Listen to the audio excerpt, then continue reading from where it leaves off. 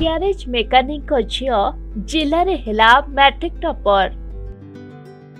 ବାପାଙ୍କ ହାତରେ ranging not ଦେଖି ଝିଅ ଅନିଦ୍ରା ହୋଇ କରୁଥିଲା ପରିଶ୍ରମ।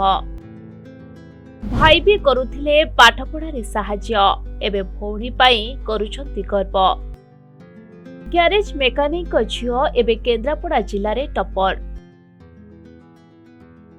ଗତକାଲି ମ୍ୟାଟ୍ରିକ ପରୀକ୍ଷା ବାହାରିଥିବା ବେଳେ କେନ୍ଦ୍ରାପଡ଼ା ଜିଲ୍ଲାରେ ଦ୍ୱିତୀୟ ସ୍ଥାନ ଅଳଙ୍କୃତ କରି କୃତିତ୍ୱ ଲାଭ କରିଛନ୍ତି ଜଣେ ଗ୍ୟାରେଜ ମେକାନିକଙ୍କ ଅଲିଅଳି ଝିଅ।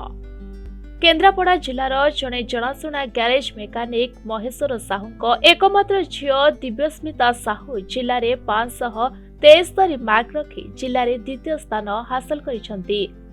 ଦିବ୍ୟସ୍ମିତା କେନ୍ଦ୍ରାପଡ଼ା ଭାରତୀ ବିଦ୍ୟାମନ୍ଦିର ଛାତ୍ରୀ ଥିବା ବେଳେ ପରୀକ୍ଷା ଫଳ ଘୋଷଣା ହେବା ପରେ ଏବେ ସବୁଠି ମିଠା ବଣ୍ଟା ସହ ଖୁସିର ମାହୋଲ ଖେଳି ଯାଇଛି। ତେବେ ଦିବ୍ୟସ୍ମିତା ଦିନରାତି ଏକ କରି ଆଜି ତାଙ୍କ ବାପାଙ୍କ ସ୍ୱପ୍ନକୁ ସାକାର କରିଛନ୍ତି। ବାପା ତାଙ୍କର ଜଣେ ଗ୍ୟାରେଜ ମେକାନିକ ହୋଇଥିବା ବେଳେ ଦିନକୁ 12 ଘଣ୍ଟା ଅକ୍ଲାନ୍ତ ପରିଶ୍ରମ କରି ଝିଅ ରାତି ରାତି ଅନିଦ୍ରା ହୋଇ ନିଜର କିପରି ମ୍ୟାଟ୍ରିକ ପରୀକ୍ଷା ଭଲ କରିବ ସେ ନେଇ ସ୍ୱପ୍ନ ଦେଖୁଥିଲେ।